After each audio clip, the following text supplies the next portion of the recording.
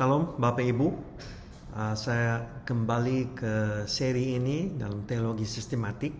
Sekarang kita akan belajar karya Yesus, berfokus khusus pada penebusan dan pendamaian yang dibuat Yesus bagi kita. Jadi sebelum kita mulai, mari kita berdoa. Bapa kami serahkan waktu ini dalam tangan Tuhan. Tolong kasih untuk kami untuk belajar dengan baik tentang karya Yesus Tuhan kami, supaya kami bisa mengerti lebih dalam lagi siapakah Yesus dan apa yang dilakukan Yesus bagi kami. Kami berdoa dalam nama Yesus Kristus. Amin. Sumber yang dipakai untuk ceramah ini The Works of Christ, Robert Latham. Dan sekali lagi dasarnya itu Systematic Theology, Wayne Grudem, dan satu buku J.I. Packer dan Philip Dever itu In My Place Condemned He Stood. Jadi Yesus berdiri untuk menggantikan saya, menggantikan kita. Ada banyak referensi, banyak ayat. Kita tidak akan ambil waktu untuk membaca semuanya, tetapi saya mendorong Bapak Ibu untuk belajar sendiri. Kalau bisa melihat lebih dalam lagi apa yang dikatakan dalam firman Tuhan. Ada 40 slide di sini. Kita akan melewati semuanya dengan cepat, tetapi untuk menjadi dasar untuk pelajaran nanti untuk Bapak Ibu sendiri. Jadi kita mulai dengan penyebab pendamaian. Itu yang pertama itu kasih Allah. Karena Allah mengasihi dunia ini, Dia mengutus anaknya. Dan keadilan Allah. Nah, salah satu teks yang sangat penting dalam topik ini adalah Roma pasal 3. Saya akan membaca karena ini seperti teks dasar, ayat-ayat dasar untuk pendamaian Yesus. Dan kenapa Allah mengutus anaknya. Roma pasal 3 ayat 20. Saya mulai dengan 21 sampai 26. Tetapi sekarang tanpa hukum Taurat, kebenaran Allah telah dinyatakan seperti yang disaksikan dalam kitab Taurat dan kitab-kitab para nabi, yaitu kebenaran Allah karena iman dalam Yesus Kristus bagi semua orang yang percaya, sebab tidak ada perbedaan. Karena semua orang telah berbuat dosa dan telah kehilangan kemuliaan Allah. Dan oleh kasih karunia telah dibenarkan dengan cuma-cuma karena penebusan dalam Kristus Yesus. Kristus Yesus telah ditentukan Allah menjadi jalan pendamaian karena iman dalam darahnya. Hal ini dibuatnya untuk menunjukkan keadilannya, karena ia telah membiarkan dosa-dosa yang telah terjadi dahulu pada masa kesabarannya. Maksudnya ialah untuk menunjukkan keadilannya pada masa ini, supaya nyata bahwa ia benar dan juga membenarkan orang yang percaya kepada Yesus. Jadi kasih Allah dan keadilan Allah dinyatakan di atas salib. Yesus disalibkan untuk menyatakan kasih Allah kepada kita, juga untuk menyatakan keadilan Allah yang ditanggung, keadilan murka Allah ditanggung oleh Yesus sendiri bagi kita. Jadi ini sangat dalam kebenaran ini dari Roma pasal 3, tetapi itu menjadi dasar kepercayaan kita dan doktrin yang tepat tentang pendamaian Yesus Kristus. Jadi Allah bisa menyatakan kasih-Nya dan keadilannya pada waktu yang sama di atas salib. Yesus menyatakan kasih Allah dan menanggung murka Allah di atasnya sendiri. Jadi keperluan pendamaian. Lebih dahulu kita harus mengaku bahwa Allah tidak wajib untuk menyelamatkan siapapun, seperti di dalam 2 Petrus pasal 2 ayat 4 dengan malaikat-malaikat yang sudah jatuh. Jadi malaikat yang sudah jatuh, mereka tidak diselamatkan. Iblis tidak diselamatkan. Allah tidak wajib untuk menyelamatkan kita. Tetapi oleh karena kasih-Nya, Dia mengambil keputusan untuk menyelamatkan manusia dan tidak ada jalan lain kecuali pendamaian. Matius pasal 26, Yesus harus disalibkan. Itu seharusnya, tidak ada jalan lain. Jika dia mau menyelesaikan pekerjaannya dan menebus orang-orang bagi Allah, dia harus disalibkan. Bisa lihat Lukas pasal 24, Roma 3 yang baru dibaca, Ibrani pasal 2 ayat 17, Ibrani 10 dan 9 juga. Hakikat pendamaian yang pertama, ketaatan Kristus bagi kita. Ini ketaatan aktif. Jika Yesus mendapat pengampunan bagi kita saja, maka kita tidak layak untuk masuk surga. Oleh sebab itu, Kristus harus hidup kehidupan secara sempurna supaya dia layak menerima kebenaran bagi kita. Jasa baik Kristus diperhitungkan sebagai kebenaran kita. Ini bisa dilihat di Filipi 3, 1 Korintus pasal 1, Roma pasal 5, Matius pasal 3. Ketaatan Yesus dalam pembaptisan. Jadi dia dibaptis untuk mengidentifikasikan diri dengan kita. Jadi itu seharusnya dibuat Yesus supaya dia bisa taat sampai mati, sampai sudah lengkap karyanya bagi kita. Ini ketaatan aktif. Juga penderitaan Kristus bagi kita, ini ketaatan pasif. Yesus menderita sepanjang kehidupannya, bukan hanya pada waktu dia disalibkan.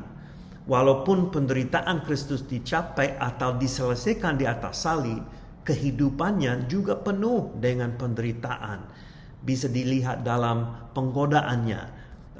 Matius pasal 4 ayat 1 sampai 11. Yesus menderita dalam penggodaan setan. Dan ini bisa dilihat di Ibrani pasal 5, Ibrani pasal 12. Yesus dengan rela maju ke salib karena ada kemuliaan setelah itu, tetapi dia rela untuk menuju ke salib, dan jalan itu kepada salib itu jalan penderitaan, bukan salib aja. Dan Yesus pasal 53 ayat 3 itu bernubuat tentang anak manusia, hamba Tuhan yang akan tanggung semuanya bagi kita. Penderitaan salib itu sangat jelas secara fisik dan kematian. Penderitaan menanggung dosa. Yesus yang sempurna dan kudus harus menanggung semua dosa manusia. Itu penderitaan psikologis yang lebih kejam daripada penderitaan secara fisik. Sama seperti dosa-dosa Adam mempersalahkan kepada kita, Allah mempersalahkan dosa-dosa kita kepada Kristus. Kristus mengambil dosa-dosa manusia secara sukarela. Jadi ada sebagian penderitaan salib itu adalah keadaan tertinggal, abandonment. Markus pasal 14 ayat 34 dan Matius 26. Jadi kita bisa membandingkan Mazmur 22 ayat 1 dan 2. Yesus tahu bahwa walaupun dia merasa ditinggalkan oleh Allah, dia tahu bahwa dia akan menang. Yesus tahu masa depannya.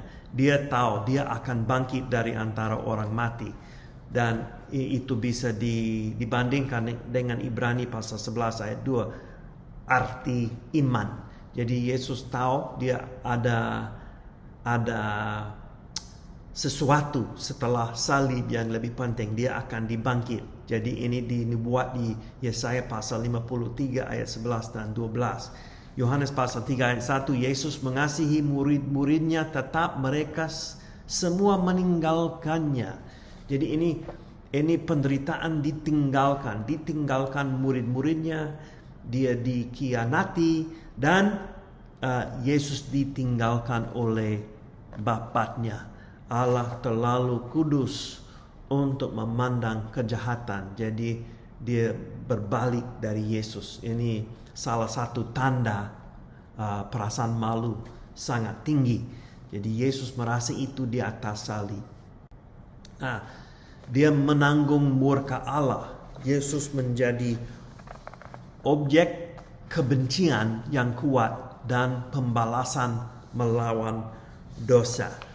Roma pasal 3 ayat 25 sampai 26, kata propitiation dalam bahasa Inggris berarti pendamaian, yaitu suatu korban persembahan yang menanggung murka Allah sampai murkanya selesaikan atau diredahkan.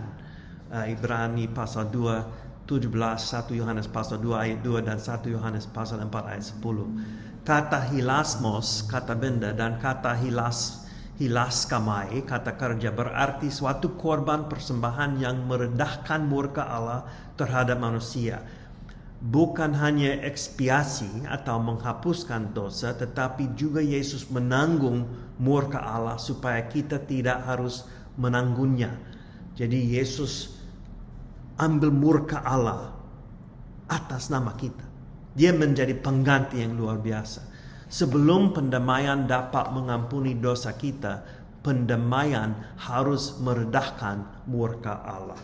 Yesaya pasal 53 ayat 11, Allah akan melihat terang dan menjadi puas. Kematian Yesus memuaskan Allah.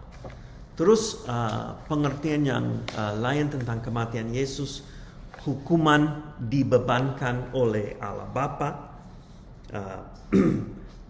Itu bisa dilihat di 2 Korintus pasal 5, Yesaya pasal 4:3 dan Roma pasal 5 ayat 8. Dan bukan penderitaan kekal, tetapi pembayaran yang lengkap.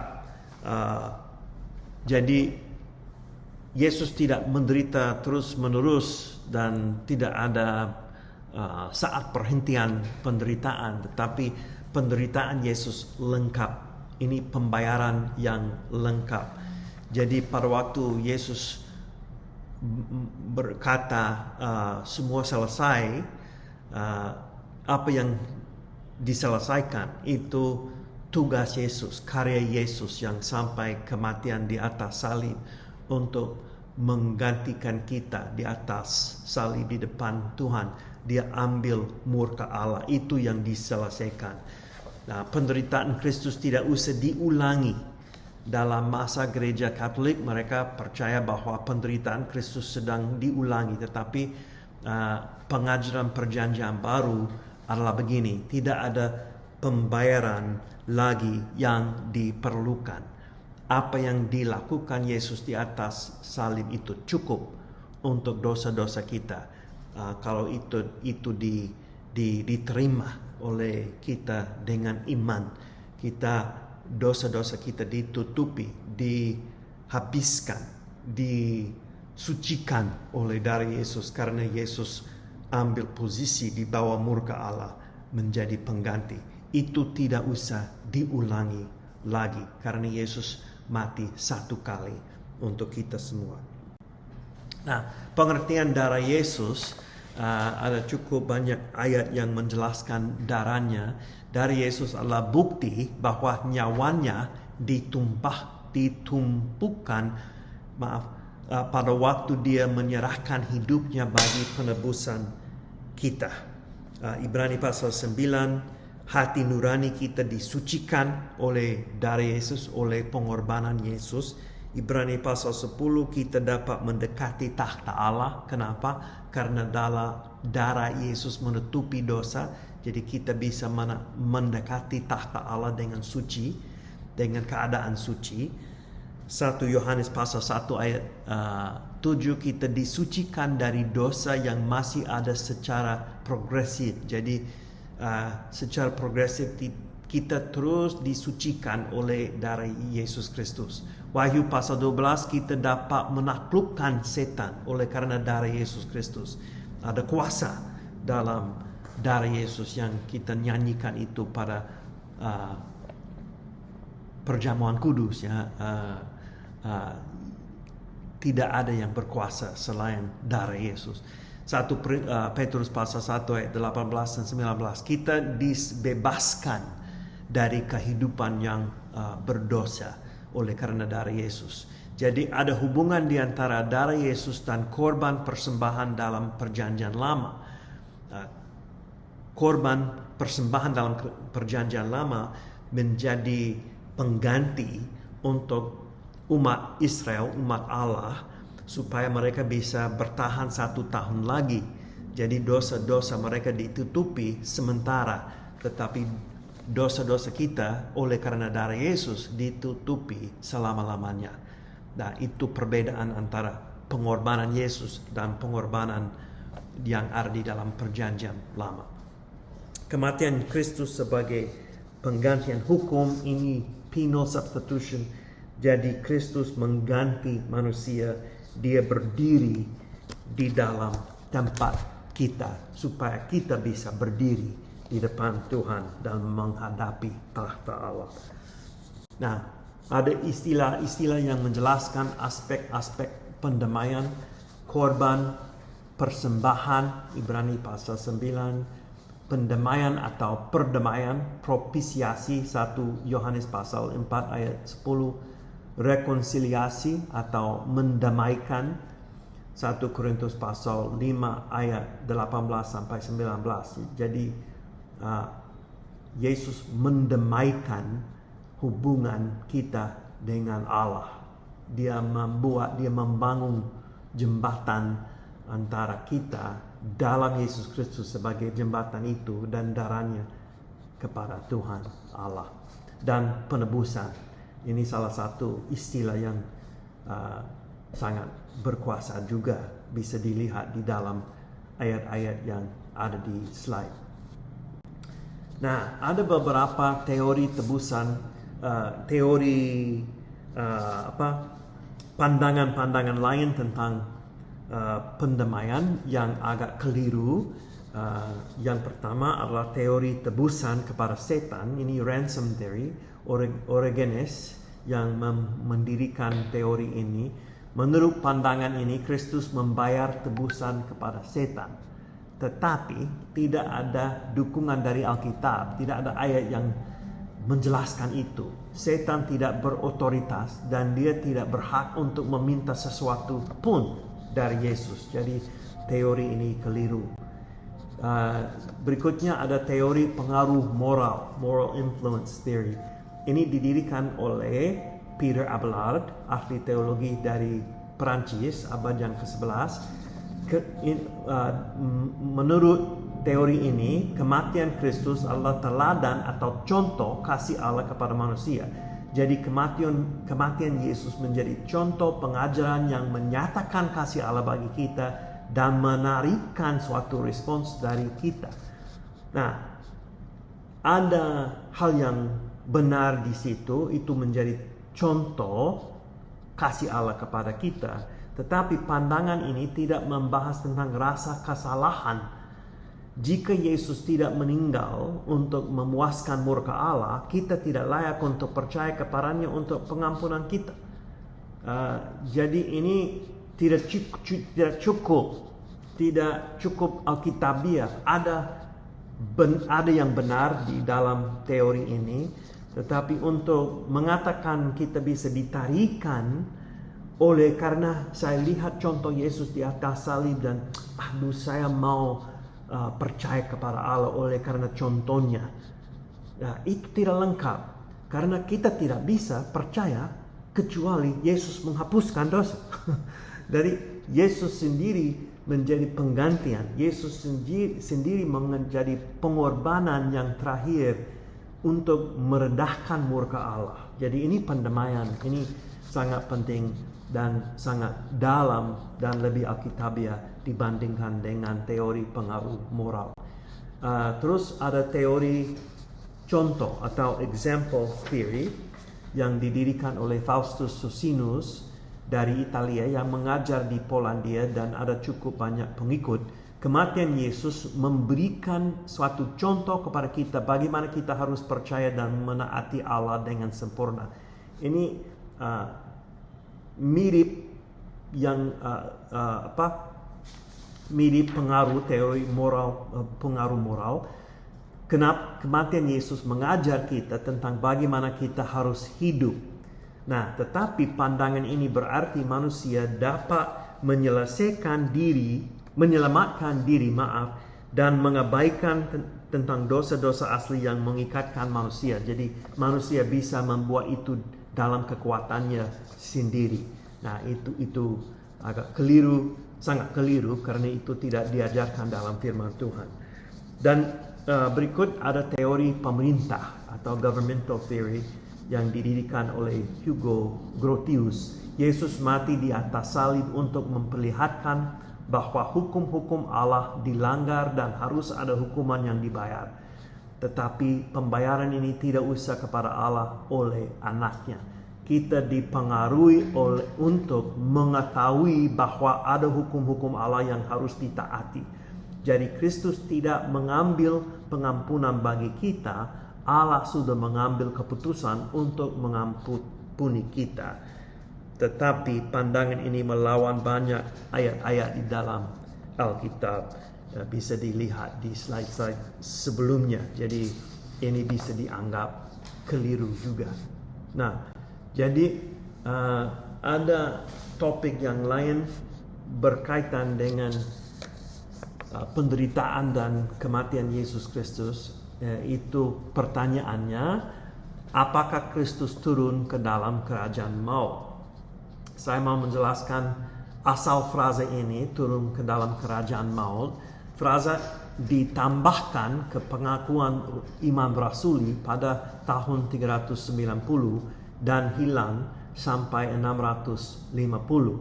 Sebelum 650, orang Kristen berpikir bahwa frasa ini berarti turun ke dalam kuburan. Hades bisa berarti kuburan, bukan Gehenna. Gehenna itu neraka. Nah, pendukungan Alkitabiah untuk frasa ini dari Kisah Para Rasul pasal 2 ayat 27 dalam King James Version, because thou wilt not leave my soul in hell, neither wilt thou suffer thy Holy One to see corruption. Thine Holy One, bukan think, ya. Neither wilt thou suffer thine atau your Holy One to see corruption. NIV, terjemahan NIV, because you will not abandon me to the grave, nor will you let your Holy One see decay. Kata yang dipakai dalam Kisah Para Rasul pasal 2 ayat 27 adalah Hades dan Sheol dalam Mazmur pasal 16 ayat 10. Sheol itu dunia orang mati. Jadi kuburan lebih cocok daripada neraka di dalam ayat ini. Roma pasal 10 ayat 7 sampai 6, pertanyaan-pertanyaan yang dipakai oleh Paulus adalah pertanyaan yang bersifat ketidakpercayaan. Nah, jadi kata abysos yang dipakai dalam bahasa Yunani yang dapat berarti ke dalam lautan atau tempat orang mati. Bisa lihat Mazmur pasal 71 ayat 20. Abysos adalah kata lawan dengan surga untuk memperlihatkan bahwa ada tempat yang tinggi dan yang bawah yang tidak bisa dicapai. Jadi tinggi dan di bawah tidak berarti langsung Gehenna, ya, atau neraka. Itu abysos, ada tempat yang di bawah dibandingkan dengan tempat yang tinggi, itu maksudnya. Nah, terus ada Efesus pasal 4 ayat 8 sampai 9.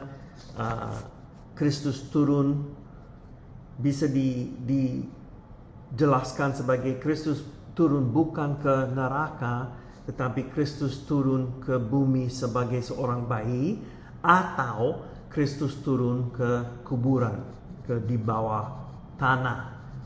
Ayat ini membahas tentang inkarnasi Yesus, atau ayat ini membahas tentang kematian Yesus dan dikuburkan di bawah tanah. Jadi tidak usah langsung kira ini maut, ya, atau dia masuk neraka. Nah, salah satu ayat yang susah dimengerti, tapi itu 1 Petrus pasal 3 ayat 18 sampai 20. Apakah ayat ini menjelaskan Kristus berkhotbah di dalam neraka? Nah, kurang mungkin. Tidak ada kesempatan yang kedua untuk diselamatkan setelah sudah meninggal. Tidak ada kesempatan yang kedua. Nah, apakah ayat-ayat ini menjelaskan Kristus berkhotbah kepada malaikat yang sudah jatuh? ada di dalam sejarah gereja yang pikir begitu, tetapi maksud Petrus adalah orang-orang, bukan malaikat dalam konteksnya. Bisa lihat 1 Petrus pasal 3 ayat 14 dan 16. Tidak ada malaikat yang berbuat dosa selama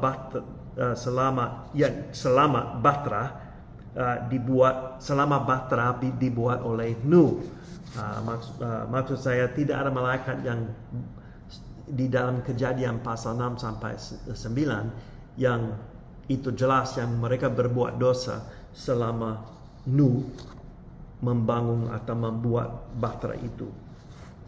Apakah ayat-ayat ini menjelaskan Kristus menyatakan pembebasan kepada orang suci dari perjanjian lama? Nah, ini bisa dilihat di beberapa ayat. Orang-orang kudus dari perjanjian lama diselamatkan oleh kepercayaan mereka kepada Sang Mesias yang akan datang. Jadi keselamatan mereka berdasarkan kepercayaan mereka kepada Mesias sama seperti kita. Jadi mereka ada harapan Mesias akan datang, anak Daud akan datang, yang dijanji Allah akan datang. Jadi berdasarkan iman itu yang dibayangkan oleh sistem pengorbanan, itu yang menyelamatkan mereka. Jadi penjelasan yang masuk akal tentang ayat-ayat ini, menurut saya, Kristus berkhotbah secara rohani melalui Nuh pada saatnya kepada orang-orang jahat di sekeliling Nuh. Jadi secara rohani Kristus berkhotbah melalui Nuh. Jadi Nuh mulutnya menjadi seperti mulut Yesus pada waktu itu. Jadi pada waktu Yesus memberitakan Injil kepada roh-roh yang di dalam penjara, dia melakukan hal itu melalui Nuh pada saat air bah. Orang yang diberitahu adalah orang-orang jahat yang sekarang disebut roh-roh di dalam penjara karena sekarang mereka diam di dalam neraka. Nah, 1 Petrus pasal 4 ayat 6, Kristus memberitakan Injil kepada orang-orang yang sekarang mati, tetapi pada saat mereka mendengar Injil, mereka hidup. Jadi maksud nas ini bukan neraka. Nah, jadi tantangan Alkitabiah tentang frasa ini turun ke dalam kerajaan maut. Lukas pasal 23 dan ayat 43, Yesus pergi langsung ke Firdaus. Jadi dia sudah berjanji kepada orang jahat itu yang disalibkan di sebelah kanan, hari ini, saat ini kita akan ketemu di Firdaus. Dan di dalam Yohanes pasal 19 ayat 30 itu jelas penderitaan Yesus selesai. Penderitaan Yesus selesai. Dia tidak harus masuk neraka. Lukas pasal 23 ayat 46, Yesus mengharap setelah kematiannya bahwa dia bersama-sama dengan Allah Bapa. Jadi dia tidak usah tunggu 3 hari langsung dengan Allah Bapa. Tubuh Yesus diam di kuburan selama 3 hari, tetapi jiwanya langsung bersama-sama dengan Allah Bapa. Ini menjadi buah sulung untuk kita. Kalau kita meninggal, jiwa kita langsung bersama-sama dengan Allah. Tetapi tubuh kita dikuburkan. Ada harapan bahwa setelah Yesus datang, pada waktu Yesus datang kedua kalinya, tubuh itu akan dibangkitkan sama seperti tubuh Yesus bangkit juga. Tetapi Yesus setelah mati, saat itu langsung dia bersama-sama dengan Allah Bapa. Dia tidak turun ke neraka. Ya. Oke.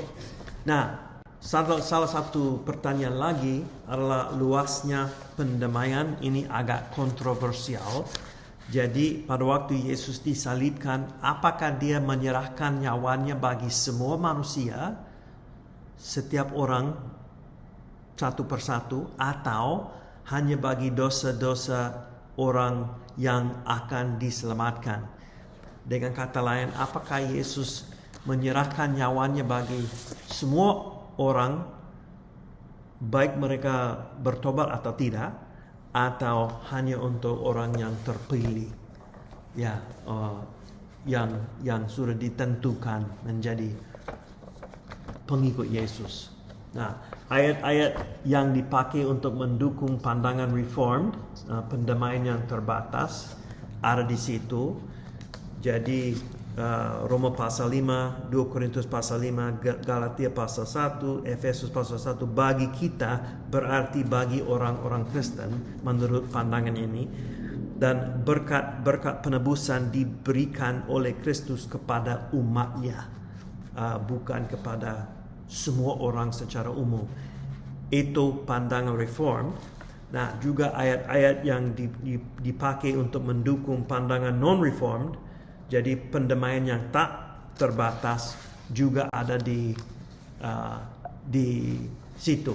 Jadi dunia dijelaskan di situ di Yohanes pasal 1, Roma pasal 14 ayat 15, Kristus mati bagi orang-orang yang tidak akan diselamatkan. Jadi kesimpulannya, ya ini harus didebatkan lagi. Pandangan Reform, kalau ikut tulip, ini pendamaian yang terbatas. Kalau tidak ikut tulip, ya tidak apa-apa. Saya kira ini tidak terlalu penting sekali ambil posisi ini atau posisi itu, atau pandangan ini atau pandangan itu. Tetapi itu harus dipikirkan lebih dalam lagi dengan logis dan alkitabiah, ya. Jadi kita lebih baik pakai kata ayat-ayat ini untuk mendukung pandangan kita, baik ini atau itu, ya. Jadi nanti mungkin itu bisa diperdebatkan bersama-sama dengan senyuman untuk karena kita tidak pasti tentang ini. Ya, dan kita lanjut ke kebangkitan. Ini pasti, ya, kebangkitan Yesus. Dasar perjanjian baru ada cukup banyak. Kitab Kisah Para Rasul adalah proklamasi tentang kebangkitan Yesus dan doa kepada Kristus yang memerintah di surga. Jadi dia sudah bangkit, dia sudah diangkat, dia ada di surga. Kita bisa berdoa kepada Yesus yang ada di surga. Surat-surat bergantung pada anggapan bahwa Yesus hidup dan memerintah sebagai raja kepada gereja dan harus dipercayai, disembah dan dihormati karena dia akan datang ke dunia sekali lagi. Kitab Wahyu terus-menerus menggambarkan Yesus sebagai raja yang memerintah di surga dan akan kembali. Hakikat kebangkitan Yesus bukan seperti kebangkitan Lazarus. Dia masih daging manusia dan harus meninggal sekali lagi. Ya sayang, ya, Lazarus dibangkit harus meninggal lagi. Tapi Yesus beda kebangkitannya, dan itu menjadi sekali lagi buah sulung untuk kita. 1 Korintus pasal 15 menjelaskan itu. Yesus adalah sulung kehidupan manusia yang baru dengan tubuh yang sempurna, tidak lagi lemah dan tidak lagi akan meninggal. Jadi tubuhnya dimuliakan. Kadang-kadang murid-murid Yesus tidak tahu itu dia setelah kebangkitannya. Tetapi dalam kasus orang-orang yang berjalan ke Emmaus, ada sesuatu yang menghalangi mata mereka sehingga mereka tidak dapat mengenal dia. Nanti mata mereka dibuka, ya, supaya mereka kenal, oh itu Yesus. Dalam kasus Maria Magdalena, keadaan pada saat itu agak gelap dan dia berpaling dan mengenal Yesus. Jadi maksud saya, betul-betul itu Yesus yang dibangkit, Yesus sendiri, tubuhnya. Jadi itu tubuhnya yang sama tetapi itu dimuliakan. Jadi pasti tubuhnya beda. Kadang-kadang murid-murid Yesus mengenal Yesus secara langsung. Ya, Lukas pasal 24, murid-murid Yesus melihat Yesus makan roti dan ikan dan mereka percaya. Jadi ada cukup banyak kontinuitas atau kelanjutan antara tubuh Yesus sebelum kematiannya dan setelah kematiannya. Jadi ada kelanjutan, ada hal yang sama, ada hal yang bisa dibandingkan. Yesus pasti berbeda, tetapi dia memiliki tubuh yang sama. Yesus memiliki tubuh yang sama, bisa dilihat di dalam ayat-ayat itu, dan Yesus memiliki tubuh yang dimuliakan, bisa dilihat di ayat-ayat itu juga.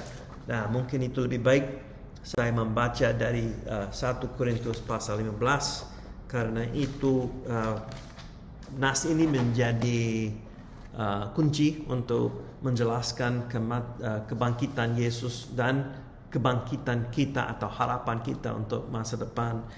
15 ayat 42 sampai 44. Demikian pula halnya dengan kebangkitan orang mati, ditaburkan dalam kebinasaan, dibangkitkan dalam ketidakbinasaan, ditaburkan dalam kehinaan, dibangkitkan dalam kemuliaan, ditaburkan dalam kelemahan, dibangkitkan dalam kekuatan.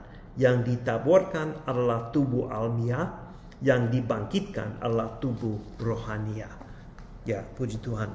Jadi kebangkitan Yesus secara fisik mengajar kita bahwa material atau zat yang diciptakan oleh Tuhan adalah hal yang bagus. Di dalam dunia dan surga yang baru kita akan hidup dengan tubuh yang dimuliakan, tetapi tubuh yang berhubungan dengan tubuh kita sekarang. Nah, kepentingan Allah Bapa dan Anak Allah terlibat dalam kebangkitan Yesus. Jadi kita bisa lihat dalam Allah Bapa terlibat dalam ayat-ayat itu, dan Yesus Anak Allah terlibat dalam kebangkitannya. Nah, kenapa doktrin ini penting? Kebangkitan Kristus memastikan kelahiran kembali kita. 1 Petrus pasal 1, walaupun belum sempurna, kita dikuatkan oleh kebangkitan Yesus. Kekuatan yang membangkitkan Yesus adalah kekuatan yang menguatkan kita. Kita dapat kemenangan di atas kekuatan kebangkitan Yesus. Dan kekuatan dari Roh Kudus oleh karena kebangkitan Yesus. Kebangkitan Yesus Kristus memastikan kebenaran kita. Pada waktu Yesus dibangkitkan, kesenangan Allah dinyatakan mengenai pekerjaan Kristus sebagai penebus. Jadi pekerjaannya, karya Yesus sebagai penebus dinyatakan, disahkan oleh kebangkitannya. Kesenangan Allah dengan Kristus berarti dia senang dengan kita di dalam Kristus. Oleh karena Yesus menang, Yesus ambil kemenangan itu di atas salib, dan kebangkitannya itu bisa diberikan, kemenangan itu bisa diberikan kepada kita di dalam Kristus yang diberikan kepada kita oleh Allah sendiri. Kebangkitan Kristus memastikan bahwa kita akan dapat tubuh-tubuh yang sempurna, yang dimuliakan. Nah, kepentingan kebangkitan secara etis, kita taat oleh karena kebangkitan Yesus. Oleh karena kebangkitan Yesus, kita memiliki pengharapan, dan kita bisa memandang kepada surga karena Yesus ada di surga, dan itu akan mempengaruhi konsep atau kehidupan kita di dunia ini. Ini dalam Kolose pasal 3. Dan Roma pasal 11, pasal 6, 11 sampai 13, kita tidak mau berbuat dosa oleh karena kebangkitan Yesus. Jadi secara etika itu mempengaruhi kita, mempengaruhi tindakan kita. Karena Yesus hidup, dia bangkit, dan kita bisa hidup di dalam kemenangan itu. Nah, karya yang terakhir itu kenaikan ke surga. Kristus naik kepada suatu tempat yang ada. Jadi ini satu tempat yang real, yang nyata. Nah, jelas sekali bahwa surga adalah tempat yang ada, yang betul. Dan Kristus dapat kemuliaan dan hormat yang belum dimiliki sebelum kenaikan pada waktu dia adalah manusia. Jadi dia diberikan kemuliaan dan hormat yang sebenarnya secara esensinya dia sudah memiliki itu, tetapi itu dinyatakan lebih setelah dia naik ke surga dan duduk di atas takhta itu. Dan Kristus duduk di sebelah kanan Allah. Itu sudah dinubuat, Mazmur pasal 110. Hal ini menyatakan bahwa Yesus menyelesaikan pekerjaannya tebusan. Yesus diberikan segala otoritas dan kuasa. Yesus berotoritas untuk mengutus Roh Kudus. Tetapi Yesus juga berdiri di sebelah kanan Allah dan berjalan di antara kaki Dian emas. Ya, jadi dia tidak selalu duduk. Kadang-kadang dia berdiri dan kadang-kadang dia berjalan. Nah, itu dalam firman Tuhan. Nah, dalam kenaikan Yesus Kristus ada kepentingan bagi kehidupan kita. Kita akan bertemu dengan Yesus nanti.